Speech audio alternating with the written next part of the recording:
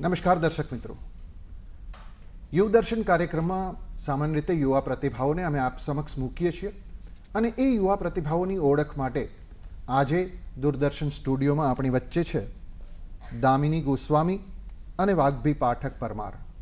મિત્રો, આમ તો સ્વસ્થ શરીર અને સ્વસ્થ મન આ બંને બાબતો એવી છે કે જેના સ્વાસ્થ્ય માટે આપણે હંમેશા ચિંતિત હોઈએ છીએ, પણ આજના આ બંને યુવા પ્રતિભાઓ યોગ અને કરાટે આ બંને ક્ષેત્રોની અંદર એમણે પોતાનું એક પ્રભુત્વ પ્રાપ્ત કર્યું છે.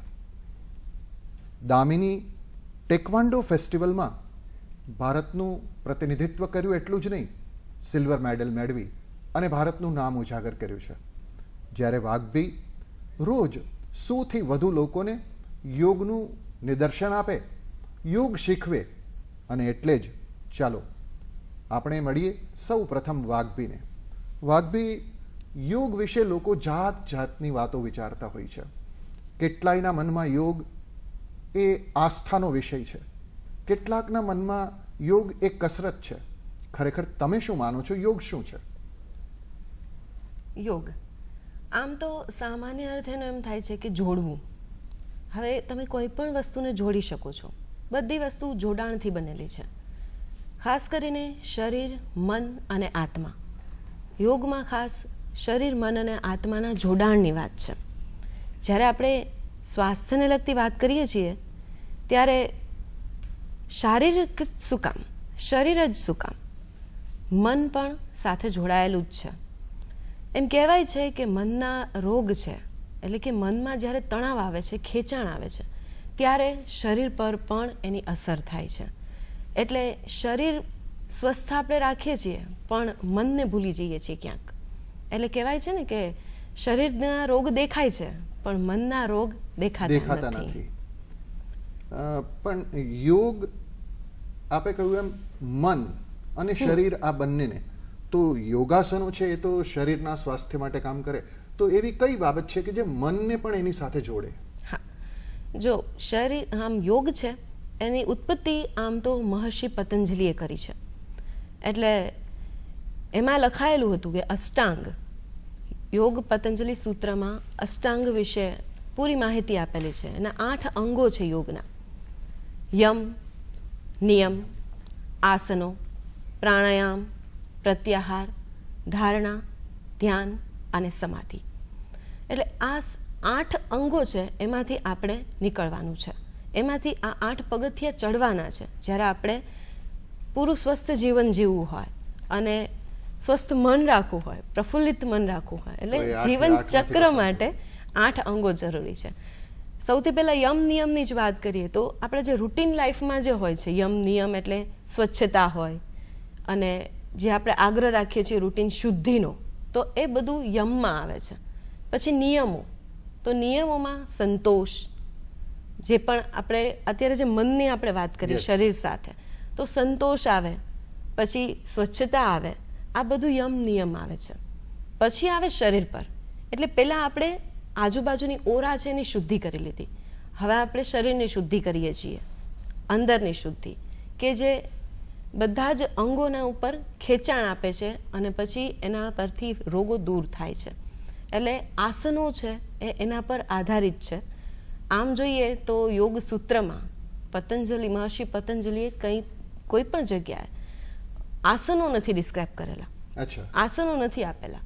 ખાલી આસનો માટે કીધું છે કે સ્થિરમ સુખમ આસનમ, એટલે સ્થિરતાથી બેસી શકાય એ આસન. પણ આજના જમાનામાં સ્થિરતા રાખવી એટલી જ અઘરી છે. પણ આમ તો યોગની ક્યાંય પણ વાત હોય એટલે સીધા આસનોના જુદા જુદા આસનોના ચિત્રો આવે, સૂર્ય નમસ્કાર આવે, આ બધું તો એ પતંજલિ યોગ સૂત્રમાં નથી એવું ના, પતંજલિ યોગ સૂત્રમાં ખાલી આસનોનું ડિસ્ક્રિપ્શન આપેલું છે કે આસનો શું. હવે આસનોનું આગળ જતા બધા ઋષિઓએ શોધ કરી, એના પરથી શોધખોળમાં ઋષિઓએ જે પણ પ્રકૃતિ હતી એના પરથી બધા આસનોને ઘડી કાઢ્યા. જેમ કે ટ્રી થઈ ગયું, વૃક્ષ થઈ ગયું, તો એમાંથી વૃક્ષાસન. બરાબર. તો વૃક્ષના જે ગુણ છે કે સ્થિરતા, એકાગ્રતા, તો એમાંથી વૃક્ષાસનનો જન્મ થયો. એટલે દરેક આસન એ અલગ અલગ ઋષિઓએ એ સંશોધનાત્મક દ્રષ્ટિકોણથી આપેલી બાબતો છે. હા, એટલે પ્રકૃતિ ઉપરથી પ્રાણીઓ છે, પશુઓ છે, પ્રકૃતિના દરેક, સૂર્ય લઈ લો, ચંદ્ર, સૂર્ય નમસ્કાર છે સૂર્ય પરથી, તો આ બધા જ પરથી એની ક્વોલિટીઝ, એના ગુણ છે એ આપણી અંદર પ્રવેશે છે. એટલે એટલા માટે આસનો. પછી પ્રાણાયામ. તો પ્રાણાયામ છે એ મન માટે છે. જ્યારે આપણું શરીર એકદમ સ્થિર થઈ જાય છે પછી મન પર આવે છે, શ્વાસ પર કંટ્રોલ. પછી પ્રત્યાહાર, ધારણા, ધ્યાન અને સમાધિ. એટલે એમાં એકાગ્રતા આવે છે. એકાગ્રતાથી આપણે અંદર તરફ વળીએ છીએ, આત્મા તરફ જઈએ છીએ અને આત્માથી પરમાત્મા તરફ પહોંચીએ છીએ. વાહ. જે રીતે ઋષિ પતંજલિએ યોગ આપ્યો એવી જ રીતે આપણે ત્યાં પ્રિન્સ ધર્મનું નામ એ કરાટેની સાથે જોડાયેલું છે. પ્રિન્સ ધર્મ, એમને એમ થયું કે પોતે સાધુ થયા, અને સાધુ થયા પછી સાધુ ક્યારેય શસ્ત્ર ઉપાડી ન શકે, એમ છતાં એ સાધુ પણ એના ઉપર હુમલાઓ થવા માંડ્યા, અને એ સાધુ પોતાનું સ્વરક્ષણ કઈ રીતે કરી શકે એ માટેની આખી પ્રવિધિમાંથી કરાટેનો ઉદ્ભવ થયો. અને એ પછી તો પ્રિન્સ ધર્મ સાધુ તરીકે ચાઇના ગયા, જાપાન ગયા, અને બધી જ જગ્યા ઉપરથી આ કરાટેનો ધીમે ધીમે વિકાસ થયો. દામિની, તમે કરાટે વિશે શું જાણો છો અને શું કહેવા માંગો છો?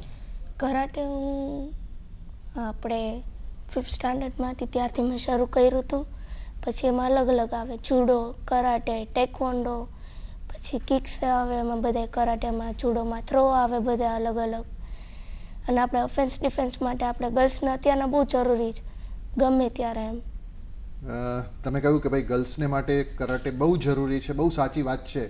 અત્યારના સમયની અંદર બહેનોને પોતાના સ્વરક્ષણ માટે આવી કોઈ એક માર્શલ આર્ટ એ શીખવી ખૂબ જરૂરી છે. તો એ માર્શલ આર્ટ બહેનોને સ્વરક્ષણ કઈ રીતે આપે? માનો કે તમે છો તો તમને કઈ રીતે એ તમારું સ્વરક્ષણ કરી શકશે એવું તમને લાગે છે? એટલે કે આપણે ક્યાંય બી સેલ્ફ ડિફેન્સ કરી શકીએ. એમ કે માની લો કે તમે ચાલ્યા જતા હો અને 2-3 વ્યક્તિઓ તમારી પાછળ પડી જાય, તો તમે કઈ રીતે સેલ્ફ ડિફેન્સ કરાટેના ઉપયોગથી કરી શકો?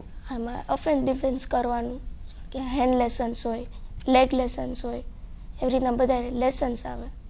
કિક કરવાની. આ બધું જ વ્યક્તિએ ક્યારથી શીખવું જોઈએ એમ તમે માનો છો?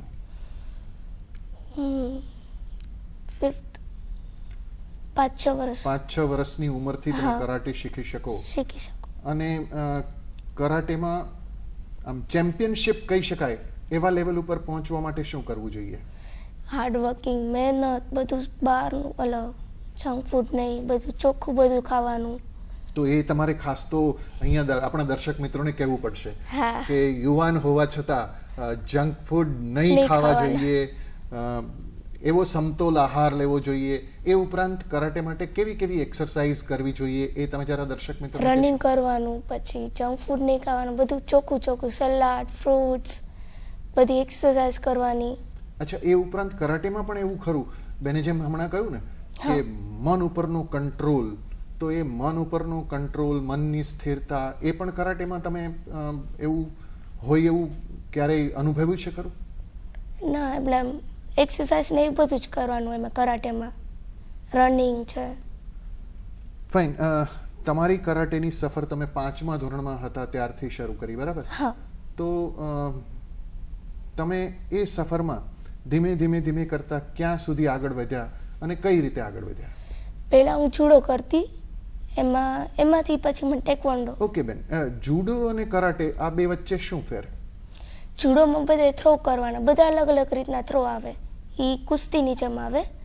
અને ટેકવોન્ડોમાં બધી અલગ અલગ કિક્સ કરવાની. ઓકે, એટલે અત્યારે તમે ટેકવન્ડો ઉપર કામ કરો છો, બરાબર? તમે અત્યારે તમારી કોન્સન્ટ્રેશન બધું ટેકવન્ડો ટેકવોન્ડો ઉપર ઉપર છે. છે. તો તમે હવે પછીનું તમારું સ્ટેપ શું હશે? એટલે ટેકવાન્ડોથી આગળ તમે કશું કરી શકશો, ક્યાંય જઈ શકશો? તમારી કોઈ એવી આમ ઈચ્છા ખરી કે આનાથી આગળ વધવું છે, મારે ક્યાં જવું છે? ઓલિમ્પિકમાં. ઓહ ફાઇન, ખૂબ સરસ બેન. તમને ઓલિમ્પિક સુધી પહોંચવાની એક તાકાત મળે. ઇન્ડિયા માટે કંઈક બી કરવું છે મને, ઇન્ડિયા માટે છે. તમારે ઇન્ડિયા માટે કંઈક કરવું છે. તમારી સાથે સમગ્ર ઇન્ડિયા તમારી સાથે છે બેન, અને ખૂબ સારી રીતે તમે તમારી કારકિર્દીની અંદર આગળ વધી શકશો, એ બહુ બહુ સ્પષ્ટ છે.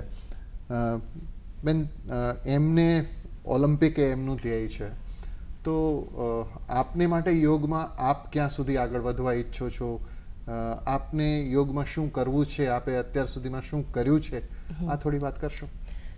યોગ છે આમ તો સેલ્ફથી જ ચાલુ થાય, કે જ્યાં સુધી સ્વ અધ્યયન ના હોય ત્યાં સુધી તમે આગળ ના જઈ શકો. એટલે કારકિર્દીની દ્રષ્ટિએ જુઓ કે પછી એના અનુભવની દ્રષ્ટિએ જુઓ.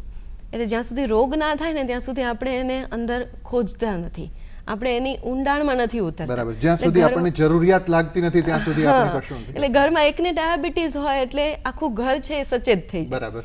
એકને કેન્સર હોય એટલે આખા ઘરને એની ગાઈડલાઈન મળી જાય, પૂરું પીએચડી કરી થઈ જાય એના ઉપર. એટલે યોગમાં પણ મારો અનુભવ શરૂઆત થઈ સ્વ અનુભવથી.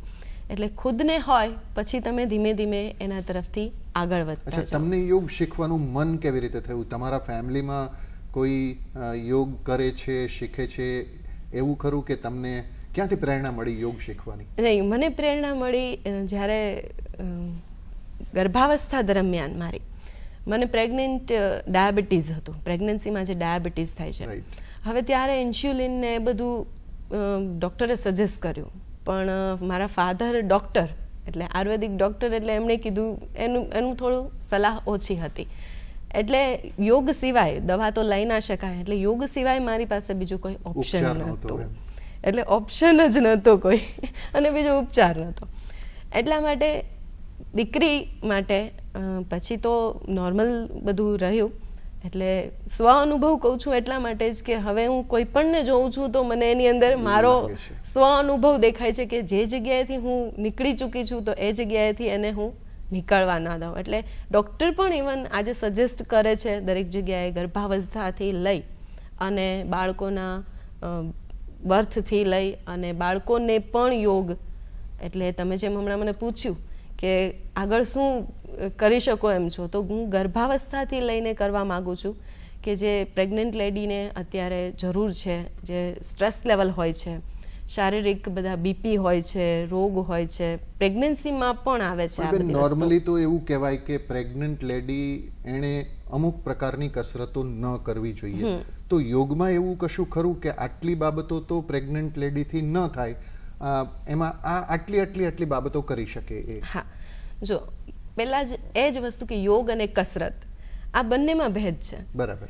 કસરત એટલે માત્ર શારીરિક સ્વસ્થ, શરીરને સ્વસ્થ કરે છે, શરીરને તમે જે ટોનમાં ઢાળી શકો એ રીતે ઢળે છે. એમાં મનનો કોઈ કંટ્રોલ નથી, એમાં મનની સાથે કોઈ આવતું નથી, વચ્ચે નિસ્બત નથી એની સાથે. પણ યોગમાં શરીર અને મન બંને આવે છે. એટલે જ ખાસ યોગ માટે ડૉક્ટરો પ્રિફર કરે છે. અને ગર્ભાવસ્થા દરમિયાન માનસિક લેવલ પણ એટલું હોય છે, તણાવ હોય છે. દરેક જે પીરિયડ્સ પસાર થાય છે, મહિનાઓ પસાર થાય છે, એ દરમિયાન માતા પણ એટલી જ ચિંતિત હોય છે.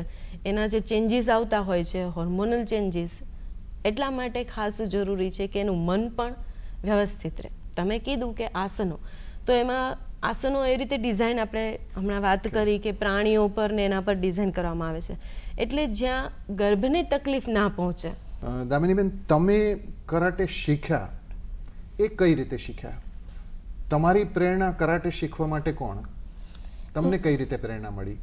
હું જ્યારે સ્કૂલમાં હતી ત્યારથી મારી બેન પહેલાં કરતી કરાટે, પછી હું સર આવી રીતના સર કરાટેને એમ કરતા તો પાછળ જતી કે ના મારે શીખવું છે કાંઈક, તો મેં કીધું કરાટે શીખવા છે એમ, ત્યારથી કરાટે. એટલે તમારા બેન આ ફેમિલીની અંદર આખી એક કરાટે શીખવાની. અચ્છા, તમે કરાટે કોની પાસેથી અને કઈ રીતે શીખ્યા? અમે કરાટે વિશ્વનાથન સર છે એના પાસે જ શીખી છું. અચ્છા, કરાટે માં પેલા કોઈ ગ્રીન બેલ્ટ ને બ્લેક હા. બેલ્ટ ને આવું બધું હોય છે, એ શું છે? એમાં લેવલ હોય આગળ આગળ કે કયા લેવલ સુધી તમે આવી રીતના છો, લેવલ પ્રમાણે એમ. અચ્છા, સૌથી પહેલું લેવલ કયું હોય? સૌથી પહેલા વ્હાઈટ, ત્યાર પછી પછી યલો, ગ્રીન, બ્લુ, રેડ અને બ્લેક. છેલ્લે બ્લેક બેલ્ટ હા. આવે, બરાબર?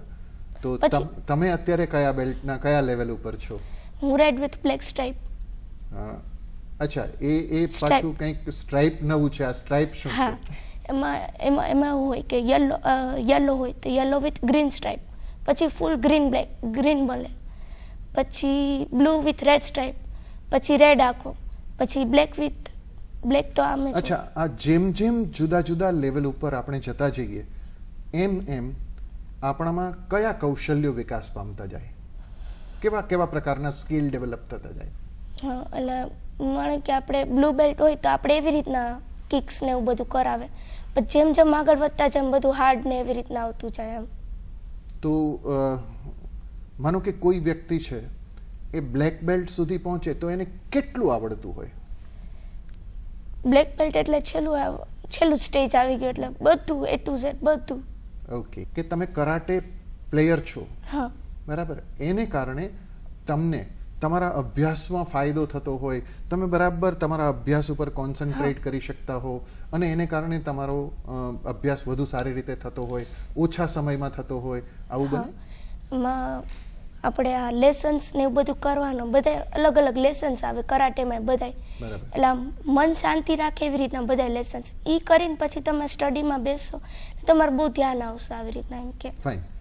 તો મિત્રો, એક ખાસ વાત, યોગ કે કરાટે કોઈ પણ વસ્તુ એ આપને આપના સામાન્ય અભ્યાસની અંદર પણ વધુ સારી રીતે એ ફાયદાકારક છે, કારણ કે એ કોન્સન્ટ્રેશન, બરાબર એક ચિત્તે કામ કરવાની વૃત્તિ આપે છે. વાઘબીબેન, તમે વાત કરતા હતા કે યોગ જે છે એ સામાન્ય માણસ અને રોગિષ્ટ વ્યક્તિ આ બંનેને માટે ફાયદો કરે છે. રોગિષ્ટ વ્યક્તિની તો આપણે વાત કરી કે જેમને થોડી ઘણી તકલીફો હોય, એ તકલીફ કેવી રીતે દૂર થઈ શકે, પણ કશું જ ન હોય, સાવ સામાન્ય વ્યક્તિ હોય તો એને યોગ કેવી રીતે ફાયદો કરે?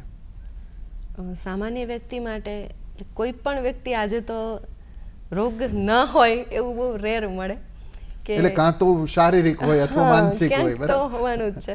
નાના નાના તણાવ હોય, જેમ કે ટ્રાફિક સિગ્નલ છે તો ત્યાં થોડો તણાવ આવી ગયો, આ બધું તણાવ ભેગો થઈ અને મોટું સ્ટ્રેસ લેવલ થાય યસ, છે. એટલે સ્ટ્રેસમાંથી જો મુક્તિ જોઈતી હોય, સાવ તો મુક્તિ મળવાની જ નથી, મળવાની પણ છતાંય સ્ટ્રેસને સહન કરવાની એક તાકાત કેળવવી હશે તો યોગ ઉપયોગી થશે. હા, એટલે શરીર અને મન માટે એ સ્ટ્રેન્થ વધારશે.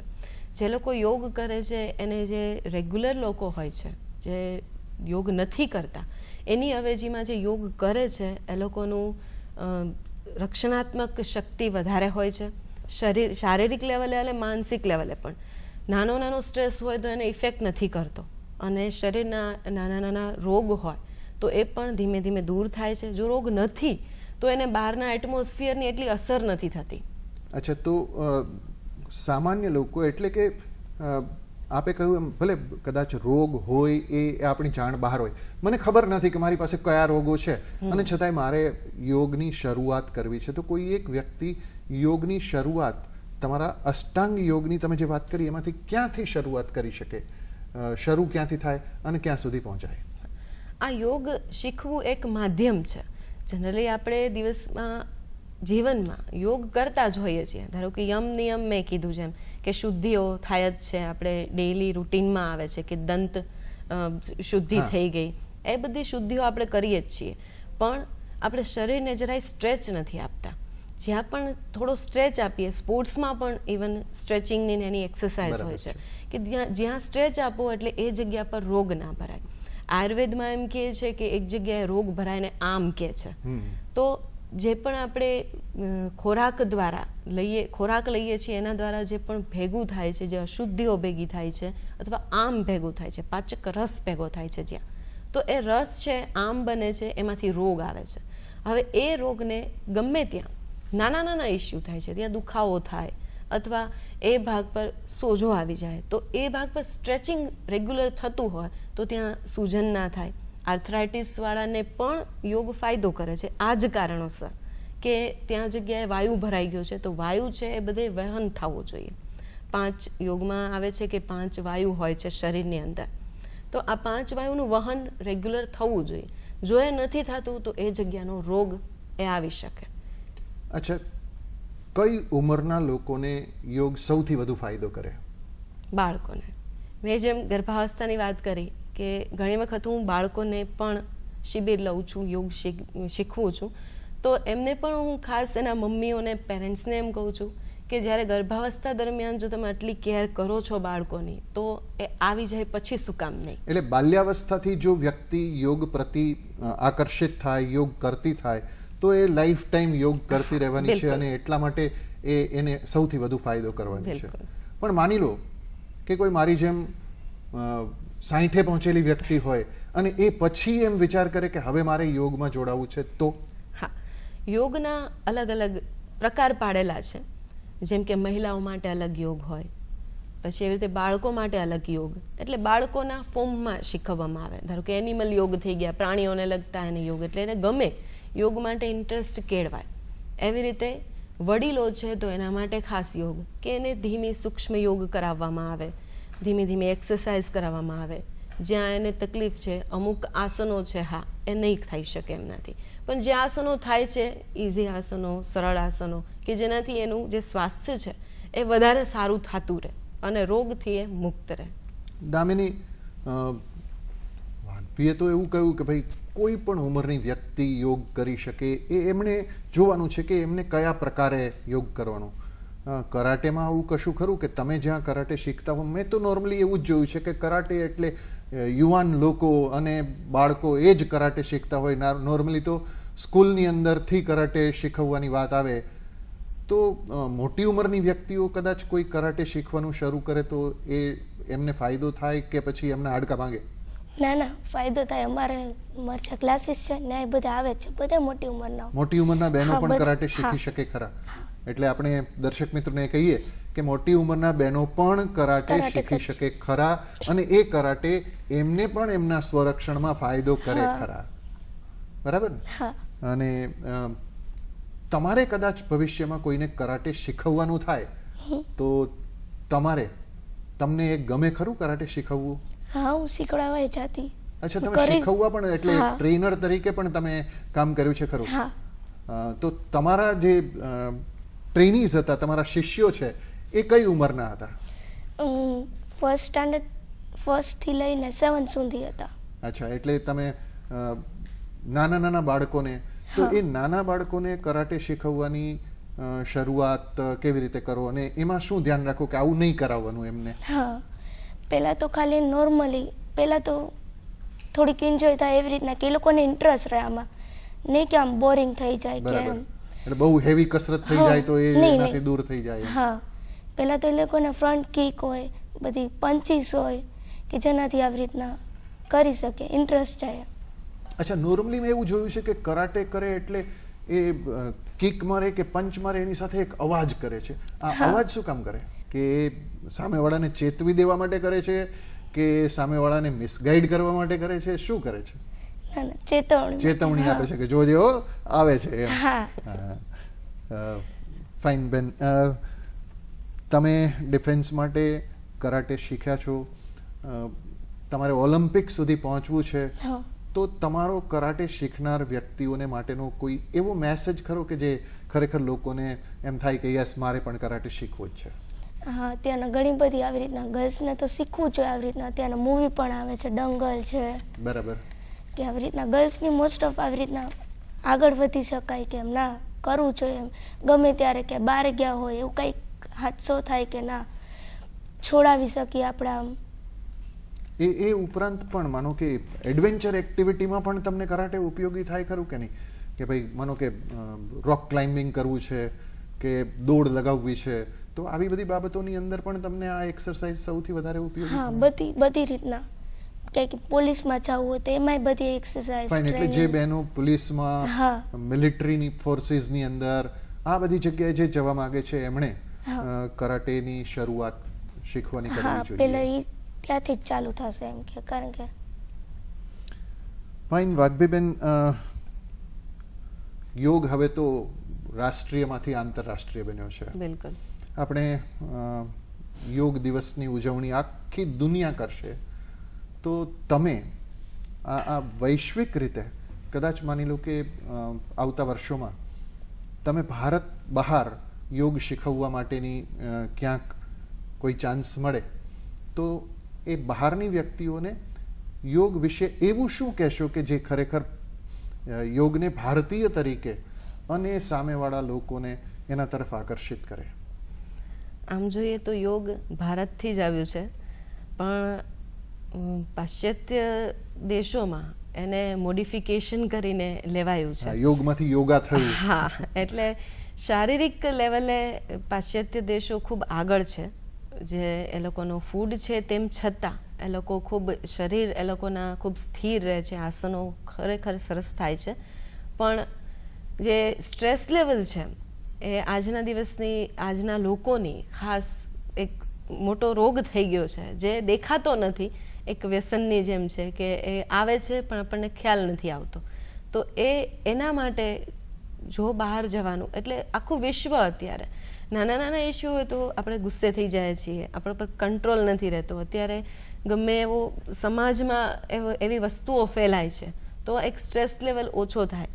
ફાઇન. વાઘબીબેન, ખૂબ સરસ મજાની વાતો થઈ છે આજે, કે લોકો પોતાના શરીર વિશે ચિંતિત બને અને એ ચિંતા માત્ર ન કરે પણ કાર્યાન્વિત થાય કે પોતાનું સ્વાસ્થ્ય ખૂબ સારું કેવી રીતે રહે, અને એ સ્વાસ્થ્યને સારું રાખવા માટે યોગ અને કરાટે આ બંને યુવા મિત્રોએ આજે આપણી સાથે જે વાતો કરી છે એ ખરેખર આપણે સૌએ સમજવા જેવી છે અને અપનાવવા જેવી છે. આપ સૌ અપનાવશો એવી અપેક્ષા સાથે તમારો બંનેનો ખૂબ ખૂબ આભાર.